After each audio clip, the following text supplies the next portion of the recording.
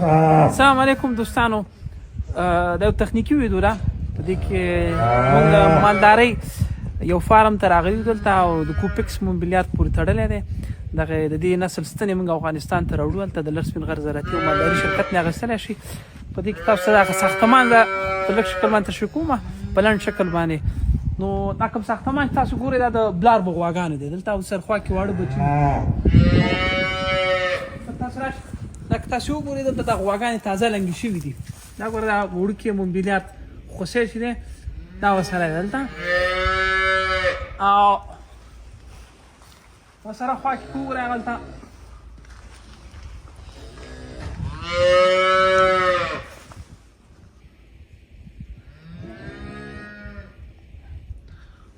نو دا زیږنتون دی په اصلیت کې، او دې خوا کې دي دې لاسه چې دي دا دغه دي، دا واړه خوسي دي.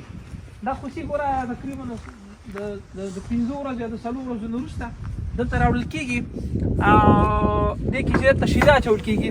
دا د شیدو ساتل دی. نو دې تقریبا د ورځې د 9 نه تر 10 لیترو پورې شوده څکي. بعضې چې داسې دي بعضې فارمونو کې 12 لیتره شوده د ورځې ورکوي، بعضې چې دی 8 لیتره ورکوي، بعضې 6 ورکوي. نو څومره شوده زیاتېږي په هماغه اندازه دا نور غذایي مواد کمیږي. څومره چې شوده کمیږي به مجبور دی تاسو دا نه او دا شي نه ورکوي. موږ یو ویډیو ډکه کړې ده. نو دلته دغه خوسی چې دی دا نه دا ګوره مواد وچ دي، صحیح نه؟ او دا په دغې کې دننه چې زه که لاس نه منم دا ځای ډېر ګرم دی، د دې نه حرارت نه تښتي. دا کوم مواد چې په دې دغه کې کارول شوي دي، په دې ځای کې کارول شوي دي، دا هوا ډېره زیاته یخه ده، زما ګوتو اوس یخ وهلي. خو دلته چې ناست نه هماسې دا ځای چې دی دا ګرم دی. د دې نه کوم حیوان چې کومه ګرمي تولیدوي خپل ګرمایش دا خوسی دا نه تښتي. نو دا د خوسیو د روزلو دپاره د یو اضافي ساختمان ډېر غټه په غټه اندازه باندې نه لري، او داسې اضافه برخې نه وړې وړې دغه جوړې کړي دي، کوټې جوړې کړي دي او دې دلته پاتې کېږي. راغلی سي راغلی سي دغه نورې برخې وښه ورته